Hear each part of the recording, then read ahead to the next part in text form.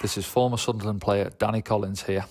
This Christmas, we are asking you, the Sunderland fans, to help raise funds for Sunderland Community Soup Kitchen. It's a fantastic charity with the soul of the community at its heart, and they'll be working around the clock this Christmas to make sure hungry people in our city don't go without. You can be certain that your donation, no matter how large or small, will be put to good use to provide help for local people who are in desperate need of it. You can find the links in the description below. Thank you for any help you can give, and a Merry Christmas.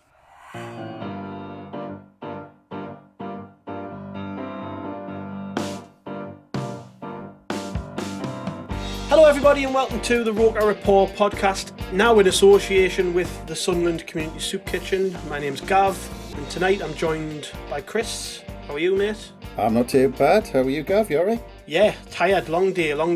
Bomber, yes. How are you doing, mate? Bomber's on the other side there. Yeah, I'm alright, Gav. Yeah, not too bad. Good man. So we're here tonight to discuss the Oldham game, talk a little bit about the ownership and what's going on, and of course the Lincoln City match on Saturday.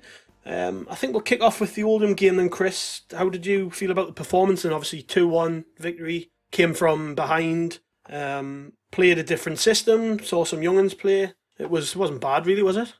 No, it was a half decent game. It seemed like a fairly similar kind of formation to me as it did against Wigan, except obviously kind of McGeady came out, and rather having McGeady hugging the touchline on the left, we had Diamond hugging the touchline on the right.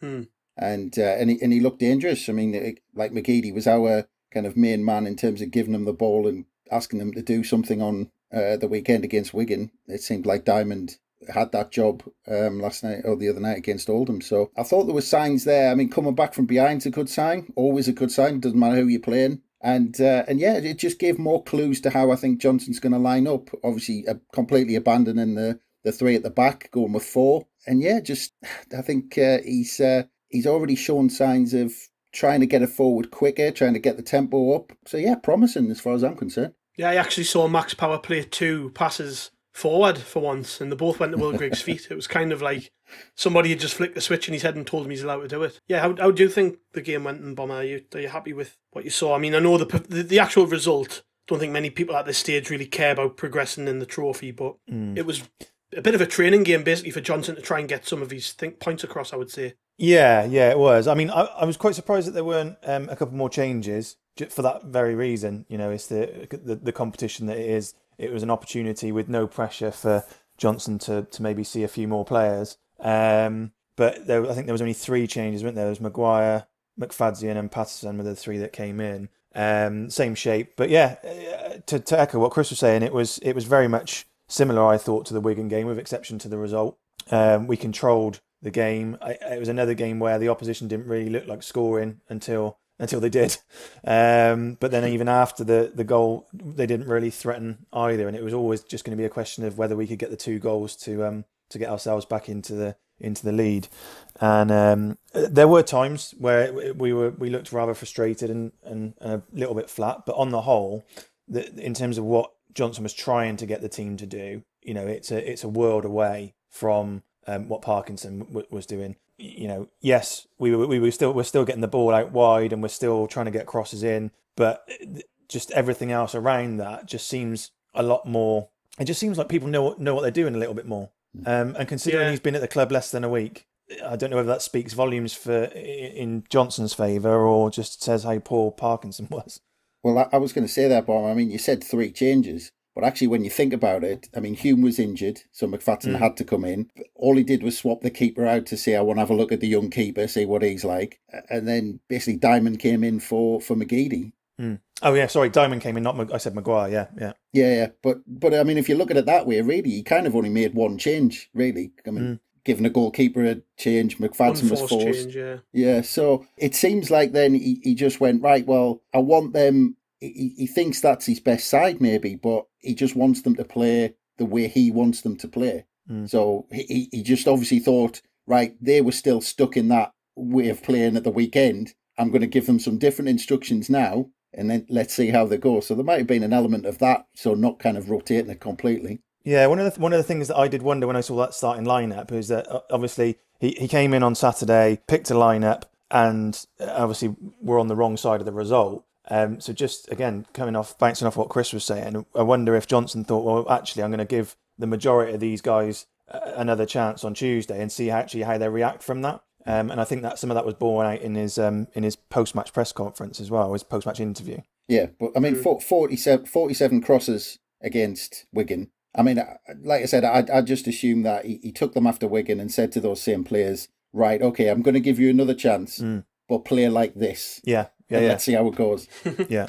Let's not forget, though, that Sanderson should have been in the starting lineup ahead of Tom Flanagan. That's true.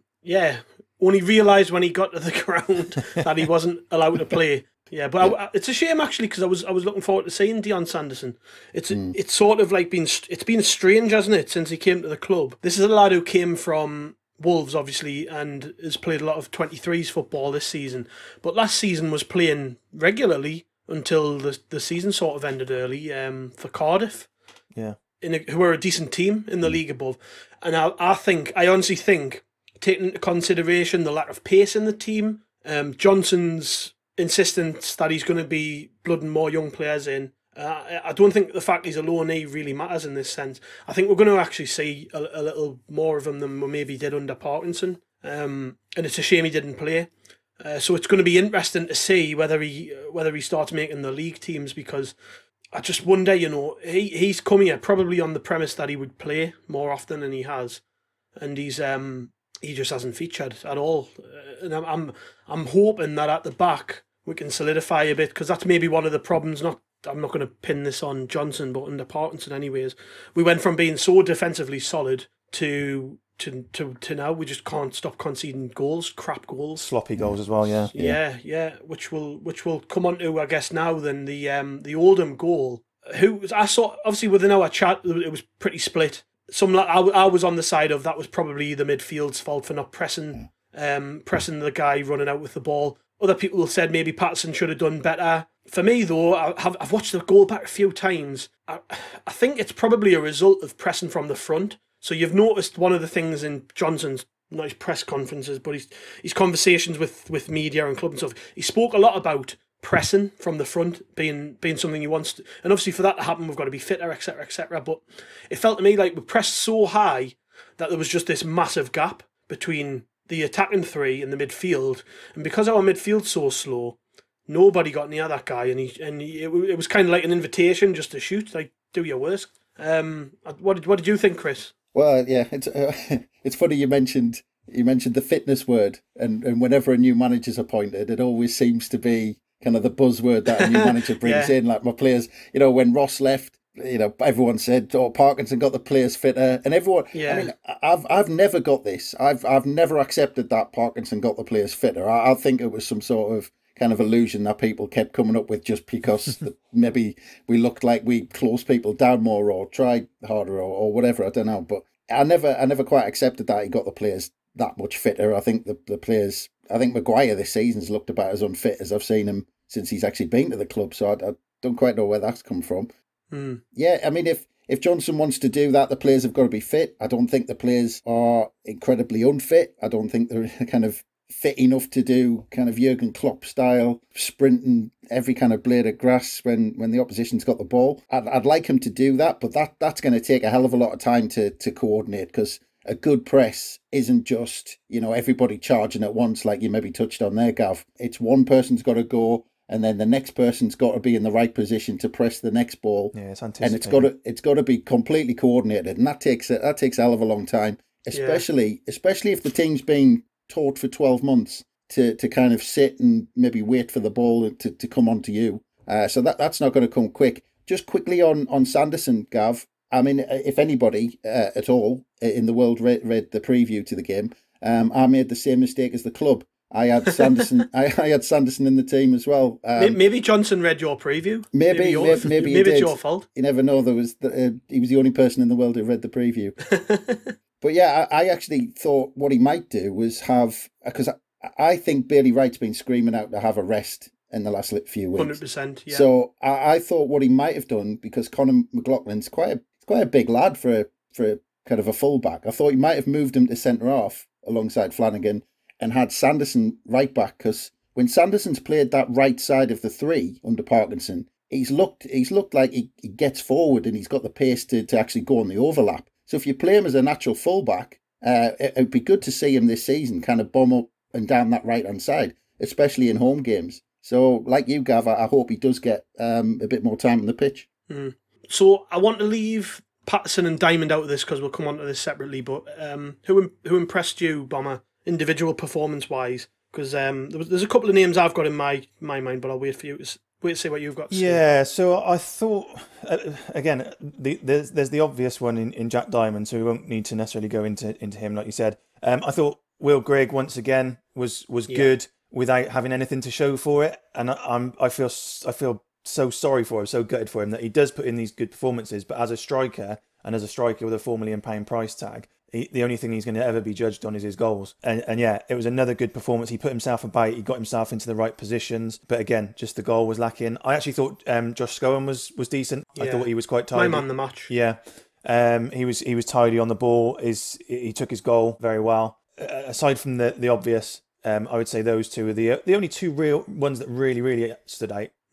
Anyone to add there, Chris? Because I agree with Bomber. I think Scowen and Grigg stood out. Yeah, I wanted to mention about Will Grigg. I mean, one of the things I picked up on, I think it was in his it might have been his post-match interview after the Wigan game, and Johnson said straight away, I thought it was quite interesting where he said, obviously, I mean, we put far too many crosses in, 47 crosses in the game, which was ridiculous, but he made a point of talking about the movement of Will Grigg actually in the box, and it reminded us years ago when Alan Shearer, I went mention him on a Sunderland podcast, but there you go, I've done it now.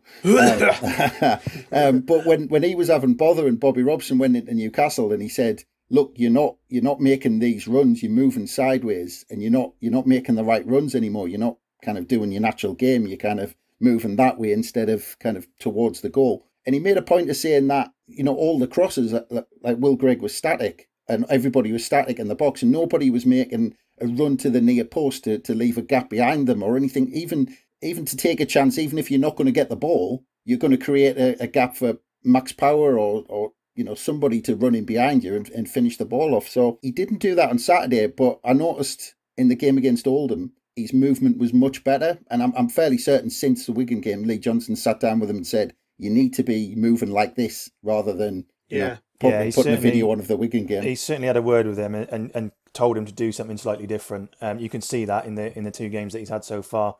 I say less than a week, and he already seems a slightly different player. And it's interesting that he's kind of persevered with him as well for both games. Yeah, he seemed to have more energy in his play. He was just moving more, wanted the ball more. It was good to see him drifting wide. I can't remember who he played the 1-2 with, but he played a 1-2 centrally, moved wide, and then delivered a good cross to the back post, and I think Maguire just missed it. It's something I haven't seen him do probably since he played up front against Tranmere. I think in Parkinson's first game. I think it was his first or second game. That's probably the last time I've seen Grigg play with that much energy. So he just looks more arsed, doesn't he? Yeah, it's going to be interesting because, and I said this in our chat yesterday, but we've got this elephant in the room, which is Charlie Wyke, who I feel bad still. We slate him so much on this podcast. He's got 8 goals this season, and that's not to be sniffed at, but I'd still want to see us move away from having to rely on Charlie Wyke up front. I would love nothing more than to see Will Grigg come good, and he's had a million chances, and I think he still needs another one under a manager who's going to try and play it with strengths. I don't know much about Johnson, but the feeling I get is if there's anybody going to try and get something out of Will Grigg, it's him, because he just talks the talk, doesn't he? He's like he does seem like the type of manager who'll put his arm around him and say, "Look, I'm not bothered if you don't score, but you're going to get 8 games to prove yourself, to get yourself going. If you don't score on Saturday, don't worry about it. You're not going to score in every game, but once 1 comes, 2 will come, 3 will come." It's like that with goal scorers, isn't it? Like they have patches, so yeah. I'm hoping that's the case. Yeah, Johnson's got to back that arm around the shoulder up with trying to structure the team as well to play for Will Grigg. I mean, there was a point in the game last against Oldham where I can't remember who was running through. It might have been Maguire with the ball, but he was running through, and I think he had Diamond to his right and Will Grigg to his left. And he went to play Will Grigg in, and Will Grigg was one-on-one with the defender, and he just didn't have the pace to knock it past him and get a shot off. And that's not Will Grigg's game. He doesn't want to be in a position where he has to take someone on He wants to be played through in behind and then finish it off. Yeah. So you've got to back that up by playing to his strengths. All right, then let's move on to the Patterson and Diamond conversation I wanted to grab. I noticed a quote on the club website from Lee Johnson, and actually he singled them both out for praise, which I still don't know how to take Johnson. I don't know whether he's doing this because he actually feels that the pair of them have a future in short term at least, are going to be starting games, or whether it's just he's just trying to reassure them and let them know that they did well. But anyways, the quote goes, I thought Jack was fantastic tonight in the way he played, and that's something I really loved to see. I enjoyed watching his performance. We wanted plenty of movement, and that's what we got from him. I truly believe over a sustained period of time, this new philosophy I'm trying to build will benefit us, and Blood and the Youngsters is part of that. We want to win football matches, and we have to improve. I went with a strong side, along with giving players like Jack and Pat an opportunity. They performed well, and I'm looking forward to the future with them. So, for me, anyways, and we'll get on to Diamond, and I wrote a little bit about this on the site. Patterson, he's an interesting one because for me, if there's one position in this team where you can afford to give a young lad a chance if he's good enough, it's in goal. Because Burge, he's never actually done a lot wrong, I wouldn't say, but I don't know. There's just something not right there with Burge. Matthews is evidently just not good enough. He might be a lovely guy, I don't know, but every time he plays, he seems to make a mistake. We've seen enough to probably suggest that he's not worth persisting with. But in the case of the goalkeepers, I don't think Burge, Patterson or Matthews are under contract beyond the end of the season. So with Patterson, there's a genuine reason to give that lad a go. Not only to try and get him to sign a new deal, because he could end up going somewhere else and being a very good goalkeeper, but if we persist with Burge, we know what we're going to get. If we persist with Matthews, we know he's not good enough. With Patterson, though, if you can get him in the team every week and he played, I don't think he did badly last night. I'm saying last night, Sean will kill us for referring to it as last night, but on Tuesday, I thought he did well. He equipped himself well, and it was perhaps a sign that maybe we can afford to play him more regularly. But I'm very passionate about what Johnson's actually saying in that I do want to see young lads get a chance. Do you think I'm jumping the gun? Maybe, Bomber, is there or do you think Patterson could start games? Would you be disappointed if he was in the team Saturday? Put it that way. No, I wouldn't be disappointed if he was in the team on Saturday. I do think he going back to the goal we conceded. I do think he does take a certain amount of responsibility for it. If we're being honest, the shot shouldn't have come in the first place. But that's by the by. But yeah, like you said, they're all kind of much of a muchness. No one's really cemented that place down, and it hasn't been the case for a little while. And like you said, if there's one position where you can say, let's throw a youngster in, it would be in goal. It's not.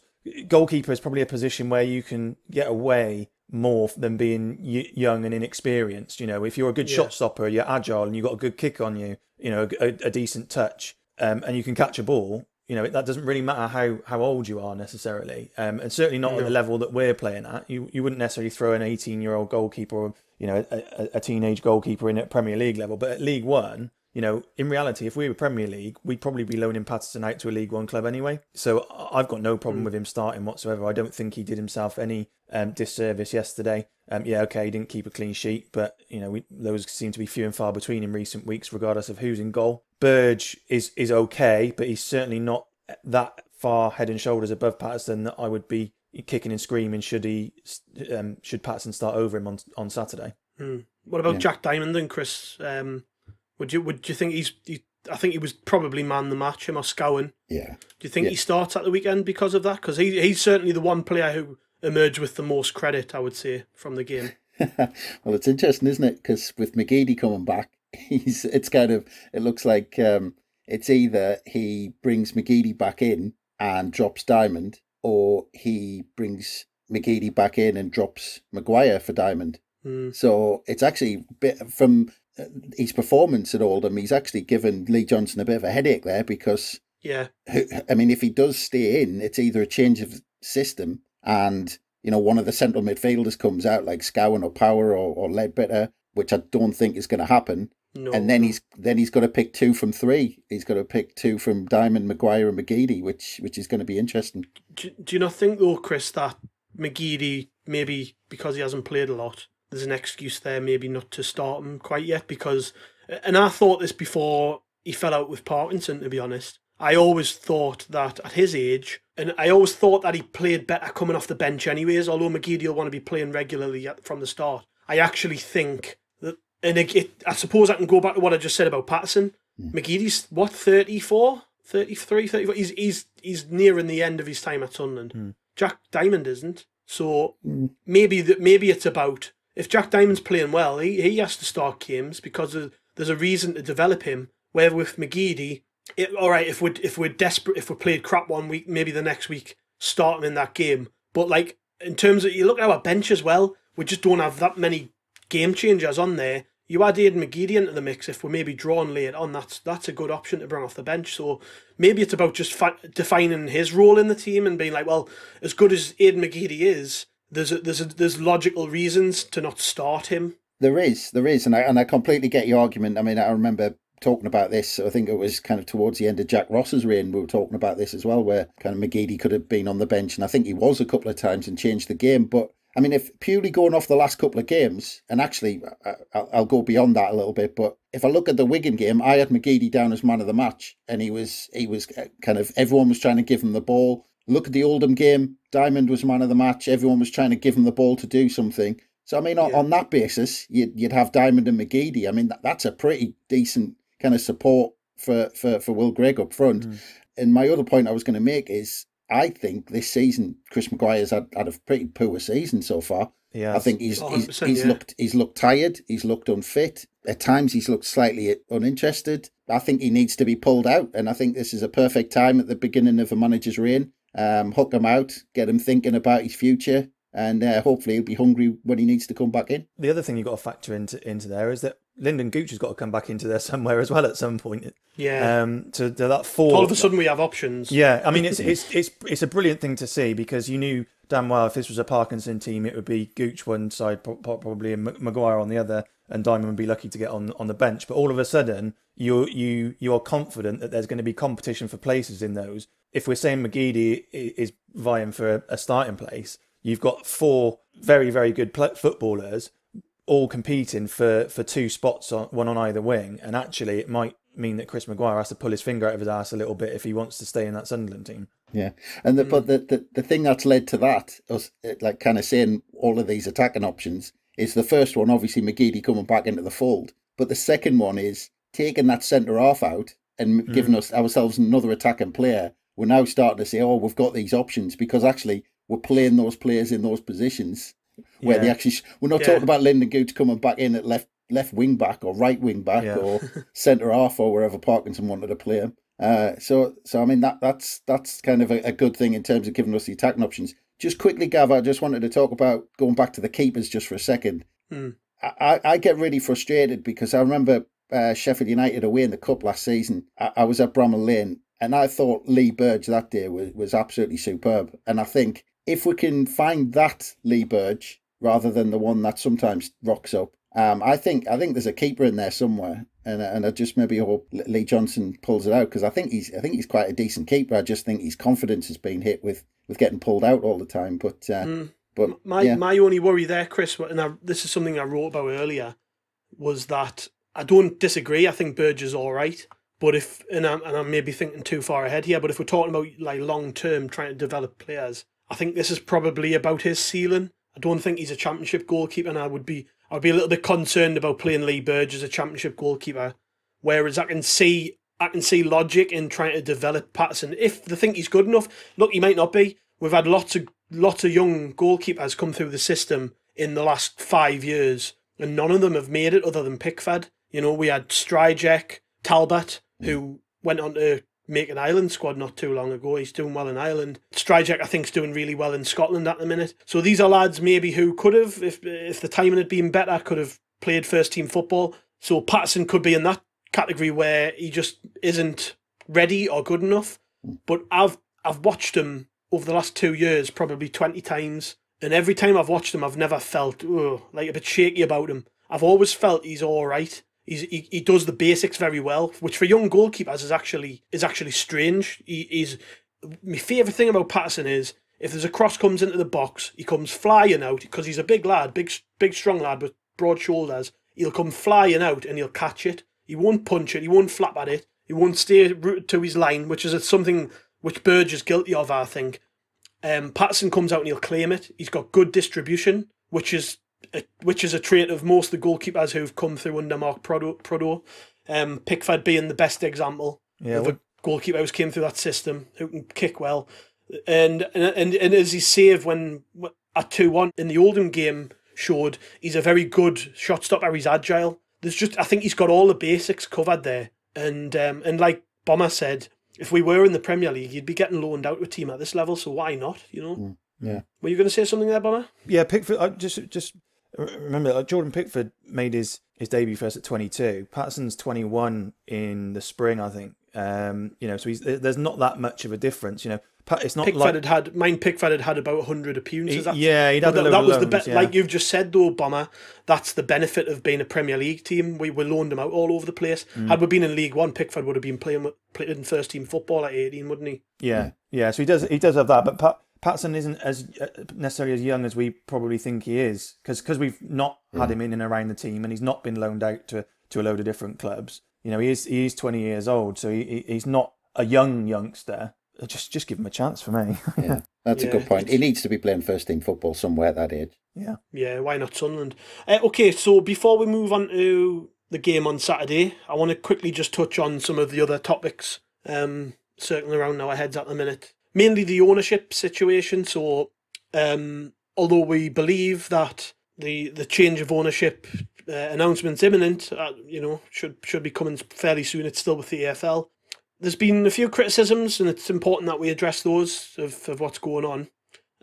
First thing I want to touch on, because it was something which I found quite strange, but I want to hear your takes on it. In a couple of interviews Lee Johnson's done, one which he did with the general media, one which he did with George Colton, I believe, in The Athletic, and another which was done with TalkSport. In all of those, he mentioned Stuart Donald. Speaking to Stuart Donald, how we found him to be a good guy, how he felt.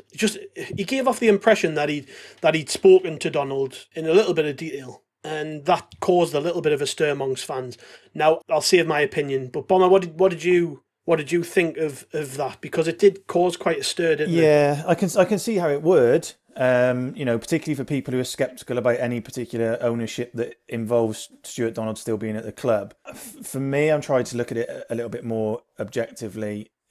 For all intents and purposes, Stuart Donald is still in charge of the club, so those decisions and those conversations do need to come from him. It might be that Stuart Donald is the proxy for those conversations, and almost like the middleman passing those messages on between the echelons at the Louis-Dreyfus group and Lee Johnson. But it's no secret that both Methven and Donald are going to both keep some sort of stakeholding in the club. So why wouldn't they have that kind of vested interest and be having those conversations? So yeah, I mean, I can understand mentioning the name and certainly talking him up from a character point of view. It might raise a few eyebrows, and so I'm not surprised to see those views on Twitter. But for me, I'm not really concerned about it. He's going to be in and around the club anyway. He's there. So he, in terms of from the EFL and from the day-to-day running of the club, if it's not him, it's going to be Jim Rodwell, and both of those are going to be still at the club. So it doesn't bother me. No. Well, at the minute though, I'll come to you, Chris. At the minute though, he is still the club's owner, isn't he? Yeah. Well, that's it. That was the point I was going to make. I mean, if you go back to, as we stand right now, but if you go back to last Friday or whenever the meetings took place with Lee Johnson, the week leading up to it, I mean, who else is he going to speak to? Stuart Donald owns the club. Jim Rodwell's kind of the CEO, whatever his role is at the moment. So those are the guys in charge. And the thing that it screams out to me is, I mean, Lee Johnson, from looking at his interviews, looking from things in the past, this was a big stage in his managerial career where he needed to pick his next job. He needed to pick a good one for his next job. Because he's had a couple of knockbacks. His stock was really high at one point, and then it's kind of dropped a bit, and he needed a good job to get back on it. And he was really talking up, kind of, I knocked back a couple of other jobs to take the Sunderland one because of the plans that they had described to us. Now, if kind of Stuart Donald was describing, what was probably described to Phil Parkinson, I don't think Lee Johnson would have taken the job, because the club were in a different position then, and there was no talk of takeovers. Lee Johnson wouldn't have come to a club where Stuart Donald turned to him and said, I don't know what your future's going to be like because we're trying to sell the club still, and I don't know, it's all up in the air. Lee Johnson wouldn't have taken that, and the same goes for Speakman as well. Speakman looks like he's got a good head on his shoulders. He had a good job at Birmingham, and he wouldn't have turned around, if Stuart Donald had said, oh, it's up in the air and these new people might, sack you at the first opportunity and we don't know what the plans are. Speakman wouldn't have taken that job. So those plans have been described to him about what's happening next. So I'd like to go off the basis of those two taking their jobs and saying that there's something good around the corner. Yeah, I think I'm on the same lines as you two. Personally, it could just be, and I might be wrong, but it could just be that Donald's just had a very kind introductory chat with him on the phone. Just welcome to the club. It's going to be nice getting to know you. Let's not forget how Stuart Donald won us all over in the first couple of interviews that he had with the fans as well. So he obviously can endear himself on first impression. One of the criticisms that I saw a lot of people comment on the fact that he called him a good guy. I haven't spoken to Stuart Donald for a while, but whenever I've met him, I've always found him to be a decent enough bloke. All right, he's a bad club owner. I'm not going to deny that. He's done a terrible job since he came here. But as a person, I wouldn't say he was a bad person. Well, I can't remember anyone coming away from Trafalgar Square that night saying, "Oh, that's Stuart Donald. He ignored us and he was right miserable and all this sort of stuff." No. Everyone turned around and said, "Seems like a canny fellow. He had a laugh with us." No. And Donald out was never. Well, the Donald out thing was never malicious from my point of view. It was a case of you're a bad club owner, you need to go. So, all right, we're not getting rid of him completely, but we're not going to know this until we learn more about the new takeover. But in terms of right now, I just don't think it's strange that a club owner would talk to the man he's just given a job to. If the ownership change is imminent, then fine. I think we can all probably assume that Dreyfus has had chats with Lee Johnson and he doesn't own the club yet. And now I'm just assuming that's the case. Although it was in a report in the Echo, I think over the weekend, that Dreyfus had been involved in the conversations. I don't think anybody would be surprised if that was the case. We definitely haven't sold them the vision without his input. I think that would be stupid and naive to assume that was the case. So for me, if he's spoken to Stuart Donald, it doesn't mean that Donald's going to be in his ear every day, does it? And one thing I try to point out to people on Twitter was, look at who's left the club. Richard Hill's gone, Courten's gone, Paul Reed's gone, Neil Fox has gone. Now, those four were very, very close to Donald. They're gone. So his friends in the boardroom are gone. You know what I mean? They're gone. The people who are going to be running the club going forward, and it's obvious we're going in a very different direction. You made a great point, Chris. I don't think we would have attracted, particularly Speakman, to leave Birmingham, a very safe, comfortable job he'd been in for a long time, if there wasn't something tangible there to work with. And Johnson, like you say, has alluded to it. He said he was blown away by our plans. Now, this could all be shite. It could be all bollocks. And we've been sold a million dreams by this lot. And I would love nothing more than for them to prove us wrong. And for us in 5 years' time to be sat here going, I'm glad they turned it around. Because we're Sunderland fans, we're optimistic. We've got to be. Yeah. Well, Well, on the point of, Donald's, keeping his shares in the club or keeping some sort of ownership in the club, he came in the first place because, he always talked about this romantic vision of taking this club back up and all this sort of stuff, which I think part of him might have believed at the time. But, he can't, I don't think he deny, and I don't suppose he did deny at any point that part of it was about money, because he got Sunderland for, I'm not kind of a financial background, so I don't know kind of the deal or anything like that, but he got Sunderland for a deal. And he thought, well, if I take Sunderland up to the Championship, Premier League, whatever, I'm going to sell it and I'm going to make money. So he still sees a big club in League One that if they go up to the next level or beyond that they're going to be worth more. So from his point of view, if you put yourself in his shoes, you'd, on the basis of the potential of Sunderland being worth more, you'd keep your shares in the club with the deal. So, obviously, the ideal situation for a lot of people is that he doesn't have them. But if somebody else is the majority shareholder and he's just waiting for the potential to come out and make money, then fair enough. Yeah, the one thing that did sort of make my eyebrow rise was the comment that Stuart Donald loves the club. He might well love Sunderland. He might have developed an affinity with us, but he certainly doesn't love Sunderland in the way we do. I think that's fair to say. He's never grown up as a Sunderland fan. And ultimately, like you say, his involvement with the club came as a result of a business decision, didn't it? So I can see why people might question what he said there. But I think when he said Stuart Donald was a good guy, I would probably agree. He doesn't seem like a bad person. He just isn't a very good club owner. I think that's fair enough, isn't it? Yeah, I think that's spot on there, Gav. Yeah. And in my opinion as well, just one thing. I mean, because I've seen quite a few comments about Sartori getting more involved, or just by people saying, well, why doesn't he, and all this sort of stuff. But I mean, from my point of view, and I don't know the ins and outs about Sartori, but I kind of put him to one side because, with him being a senator in the Uruguayan kind of parliament, and I think he's in kind of the Department of the Environment or something over there. I mean, he's not going to drop any of that and suddenly be kind of jumping into Sunderland again and dropping that. And he's just trying to run for president of Uruguay, and he's late 30s, coming up to 40. And he's gonna be running for that again. So I mean, as far as I'm concerned, you can forget about Sartori. I suppose, and this is something, and it is a valid concern people have. People want their club owners to be, or some people certainly want. If Sartori's going to take a bigger stake, then they want to see him actually do something. Because really, on the face of it, you haven't seen him do anything. We've been told he's going to do this, that, and the other, and he hasn't. But I think by the same token, it certainly isn't unusual for very rich club owners to take a back seat and employ people to run the football club on their behalf, which the appointment of Speakman certainly indicates that we've actually put somebody who has a footballing background in charge of the football club. From there, it sort of trickles down. Every Speakman should now have the autonomy and the investment behind him to employ people to do this job properly. That's the key for me. It's not about whether Juan Sartori is in Sunderland very often. I really don't care about that. What I care about is them giving the people they've employed the tools to do their jobs properly. That's something that's been sorely lacking in the past. There's obviously been the rumours about Jim Rodwell. Apparently the EFL want him to take over as the chief executive. That was the rumour that came out, I think, at the weekend.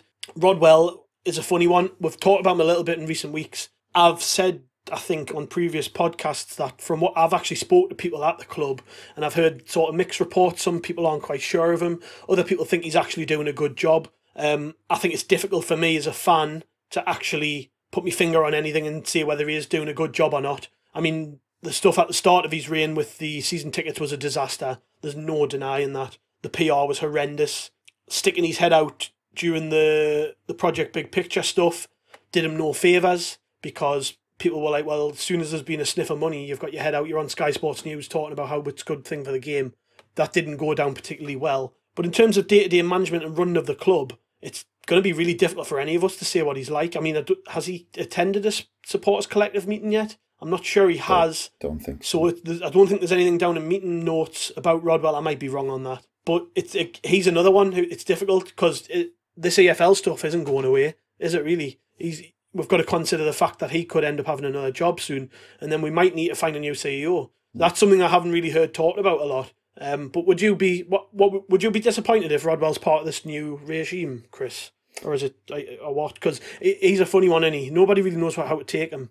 Well, that's it. I don't know. I mean, if I'm hoping that whoever does kind of start making the decision once it's all, and hopefully it'll all come in the announcement who's making the decision and who's actually pulling the strings. And if it's Rodwell, I would hope that the new owners have got their head screwed on right and they've spoken to him and they're all on the same page. And if he stays, if he goes, it's an opportunity for them to appoint their own man. So I think there's kind of, there's I think I would like that clean slate. There's pluses and minuses to it playing out in both ways as far as I'm concerned. Yeah. What about you, Bomber? I mean, just to add in something else on Rodwell, he obviously was running the club during the summer when Parkinson bought a load of shit. And he will have sanctioned moves for the likes of Aidan O'Brien, Danny Graham. So those are black marks against his name, because his one transfer window in charge of the club, we neglected to buy anybody with pace, and we bought a load of old experienced players. And I suppose that's maybe why we've inserted a football man, isn't it? Yeah, well, you could kind of go around in circles debating the Rodwell situation, because he signed off on, like you said, the transfers of O'Brien, of Danny Graham, but on the face of it, we as fans were well, split on Danny Graham, let's be honest, but Aidan O'Brien we looked at and thought, oh, that, he's a canny player that could come in and do stuff for us. So then you question whether Rodwell's enough of a football man to have the knowledge to suggest whether or not that's a good sign. He had a professional career. Yeah, but is he close enough to football at this level now? Who knows? And then you say, okay, well that means that the recruitment team was poor, so it's not on him. But then he's in charge of the recruitment team, so then it does fall back on him. You could go and you could endlessly flip flop between like bashing him and then making excuses for him. For me, I've not really got an opinion on it if he stays or he goes. I haven't seen enough of him, good or bad, to suggest whether it would be a good thing or a bad thing. The only thing I would say is he's kind of the last one now in the jobs for the boys brigade. So yeah, I think if it's new ownership, I think probably he'd be best placed taking that EFL job if it's offered to him and us starting again with it. Go on, Chris. Just really quickly, I just wanted to say about the summer. I think the recruitment team was basically Phil Parkinson. Yeah. Because Rodwell had just come in and he kind of hadn't gotten his kind of feet under the table, and then Parkinson was probably giving him a list of players. And actually, I think my guess is that Rodwell basically backed Phil Parkinson. Well, you're the football man. I'll get you those players. And it was Phil Parkinson at the end of the day who brought in those players who essentially failed. Yeah. Right, we've went 40 odd minutes and we haven't really touched on Lincoln, so let's talk about it. It's meant to be a preview show. And we haven't actually previewed the game. So Lincoln Saturday away. They're second in the league. I've done a little bit of research on them. They're second in the league. They've won the last 3 league games.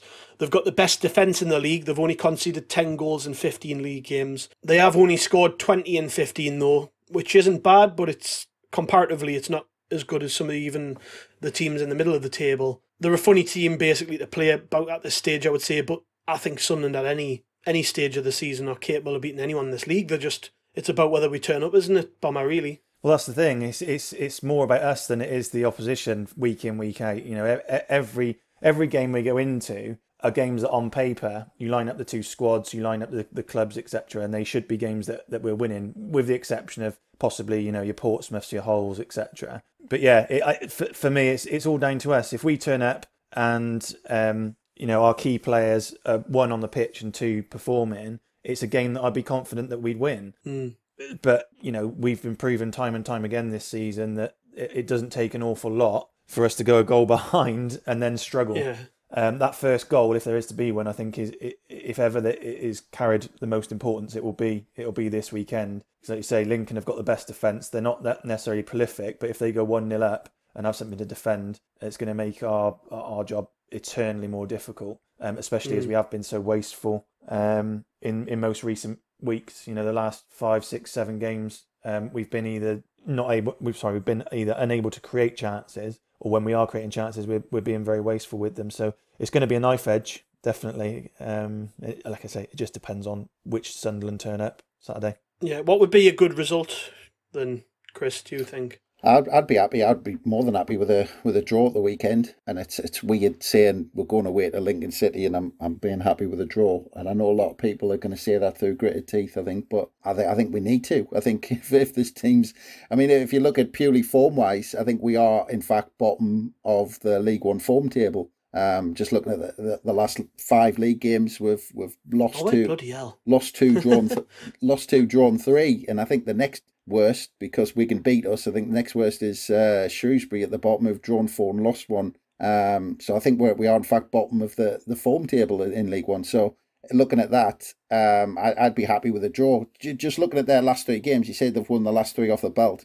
Interestingly, they were against Rochdale, Swindon, and our favourites Wigan Athletic, who were all down there struggling. So this is their first game for a while against a team that's kind of, well, I'm going to say top half because we're just clinging on to the top half, I think. So yeah, I'd be happy with a draw this weekend. Right. So let's say we win, Bomber. How massive could that be for Johnson, the season, everything? Well, it could be everything. It could be a defining moment. Back-to-back wins. I know it's 2 different competitions, but back-to-back wins, it just gives everybody a lift. It will give the dressing room that bit of a lift. I think something that was really, I thought, pertinent for me in Johnson's post-match interview was that he was almost like breathed a sigh of relief and said, "Yeah, I finally saw a bit of personality from the dressing room at the end of the game." And I think that spoke volumes for me. Is that it does seem to be that it's a dressing room that is quiet and retracted into its shell, and a big win, not a big win by scoreline, but a huge win in terms of stature against a team that's in the automatic promotion places will just go to bring them further out their shell. And I think it could be the catalyst that hopefully starts a very, very good run over a busy Christmas period, and we kick on in the new year and really charge at that table, because somehow we're in 9th place, but we're within touching distance of everybody else still. Yeah, I've noticed Plymouth Argyle who've lost 4 out of the last 5, so we might not be completely bottom of the form table. But one thing I just wanted to say about the weekend, I mean, one thing I do want to see, and I'd be actually really impressed if we do see it, because I know we saw it against Oldham, but they're kind of League 2, and I think Lincoln's a real test. And I'm hoping, and I'd be impressed with Lee Johnson if we do see some progress in terms of how we structure our attacks, get a bit of tempo into the final third. And if we start seeing some of that, I'll be impressed, because his first week has been three games in 1 week. So he hasn't had a lot of time on the training ground. So if we start seeing some of his ideas kind of coming across on the pitch and it's looking good, then at least, if we do go down at the weekend, at least we'll see some kind of green shoots for the games after that, because it's Wimbledon 3 days after that. Right. So he hasn't got much time to prepare on the training ground. How bad would a loss be then? Say we lose and it's not a great performance. How does he? Because obviously Johnson's going to need time to prove himself, Bomber, isn't he? It's like, but at the same time, and they've made a very big point of this, Speakman and Johnson, since he came to the club, they've made a big point of sort of showcasing the fact that short-term results have to improve. We've got 4 weeks till the transfer window opens.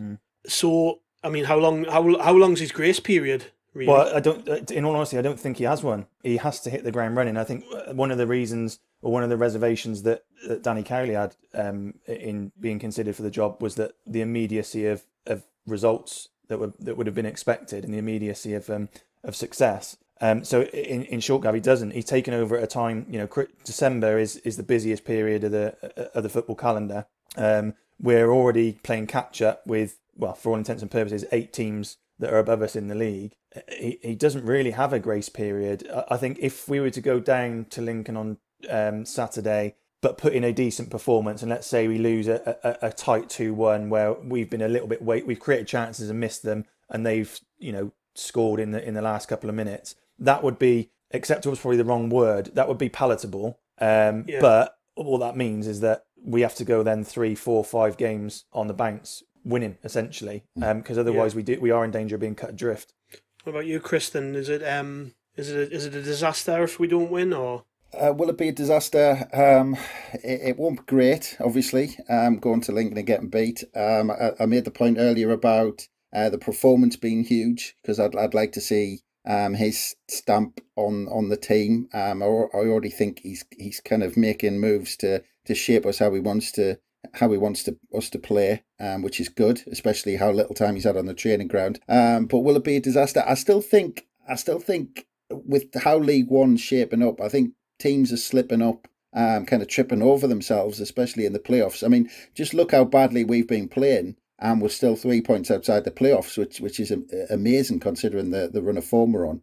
So I think it's still there for the taking if we go on a really good run. And as Bomber says, I just think if he does the legwork, then it might not be a disaster as long as we're moving in the right direction. Because if we go on and I'm going to kind of compare it to the Peter Reid type run of 95-96 and the Roy Keane run, where we were kind of mid-table going in, even halfway in the season. You're talking December, January, we were down in mid-table. Then go on a run like that, and it's still there for the taking as far as I'm concerned. So as long as he's moving in the right direction, there's still always a chance. They're a funny team, Lincoln, actually. I'm just looking at their... Because obviously I mentioned before they don't score many goals. The captain's Liam Bridcut, someone we know all about, and he hasn't played the last few games. But his midfield partner, George Grant, somebody I've kept an eye on over the years. He's just somebody who's, at this level anyways, he's a good player. He's got 9 goals and 6 assists from the centre of midfield. So clearly, that's where the battle is to be won, isn't it? With Grant and Bridcut in there, it's going to be a difficult one. You know, hopefully that high press that we've been trying to impart will work, because those are the 2 important players. Yeah, they won't come near each other though. No, they'll probably not go within 10 yards of each other the whole game. The second top scorer is a centre half, Louis Montsma. He's got 8 goals from centre half this season. So clearly they're a good set piece team, aren't they? Because I'm presuming Grant takes the corners, and Montsma's about 18 foot tall.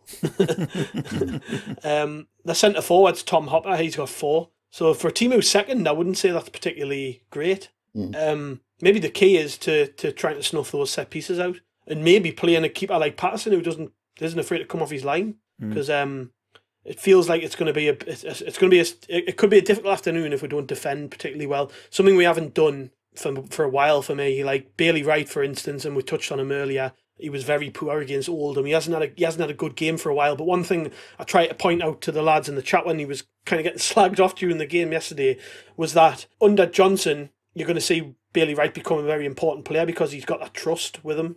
So even if it's just this season, he might leave at the end of the season. I don't know. But the trust's there between them. And before he was even considered for the Sunderland job, Johnson taught up Bailey Wright a lot. Similarly, Scowen. So it was good to see Scowen play well against Oldham. Scowen was one of his best players at Barnsley. So we have to, I guess, on Saturday, hope for a better performance from Bailey Wright, because when he plays well, we keep clean sheets, because he was an absolute rock at the start of the season in defence. What sort of team would you go for, Bama, if you were him? I wouldn't necessarily change an awful lot, to be fair. I do think Burge will come back in. Patterson may be saved just for the cup games.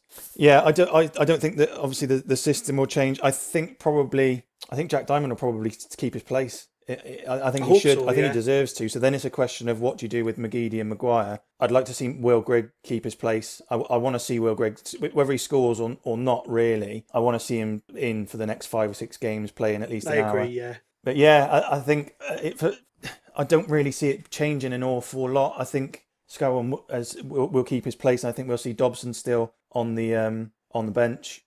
But yeah, if it turned out to be the exact same lineup, bar a keeper swap, as Tuesday, I wouldn't be disappointed. What about you, Chris? I think by the looks of it, I think with what he did against Oldham, I think he'll go same again. But I personally would see Maguire come out and Diamond come in on the right, and McGeady on the left. I think at the back, like you said, I think Bailey Wright, he loves Bailey Wright, so I think he's going to kind of keep persevering with him to make sure he gets back to the form that we saw earlier in the season. And McFadden will obviously come in for staying there for Hume. In goal, it could be interesting, but I just think he'll go for Burge.